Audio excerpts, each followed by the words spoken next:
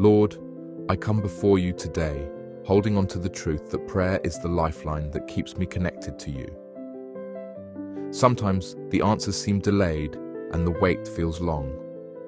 But I know you hear every cry, every whisper, every word I lift up in faith. In this sacred moment, I commit to pressing in, to continuing in prayer until the breakthrough comes, because I trust that you are always working, even when I can't see it. Strengthen my faith, Lord, as I wait on you. Father, as I pray today, I remember the stories of those who came before me, those who prayed and waited, who kept seeking, knocking, and asking until something happened.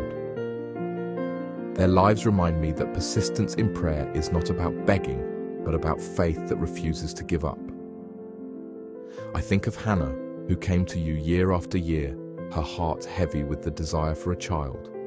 She poured out her soul in the temple, praying through her tears, even when her situation seemed hopeless. Others misunderstood her, yet she didn't stop. She believed that you would hear her, and you did. In time, you gave her Samuel, a son who would grow to become a great prophet. Lord, help me to have that kind of faith, to pray with the same fervor, even when the answers seem far off. Then there's Elijah, standing on Mount Carmel, praying for rain after years of drought. He sent his servant to look 7 times for a sign of the coming rain. Even though the sky was clear, Elijah didn't stop praying. He didn't give up after the first, second, or third time. He kept praying until finally a small cloud appeared on the horizon. It was only the size of a man's hand, but it was the beginning of the downpour. Lord, give me the endurance to keep praying, to keep believing, even when all I see is a small sign. I know that you are faithful to bring the rain in due time. Lord, I remember the woman with the issue of blood. She suffered for 12 long years, seeking healing from physicians, but nothing worked. Yet she didn't give up. She believed that if she could just touch the hem of your garment, she would be healed. And when she reached out in faith, you felt her touch, and you healed her instantly. Lord, I pray for that kind of faith, faith that reaches out, that doesn't give up even after years of waiting and trying. Help me to trust that one touch from you can change everything. Lord, I'm reminded of the persistent widow in Jesus' parable. She kept coming to the unjust judge, asking for justice day after day. Even though the judge didn't fear God or care about people, he eventually gave her what she wanted because of her persistence.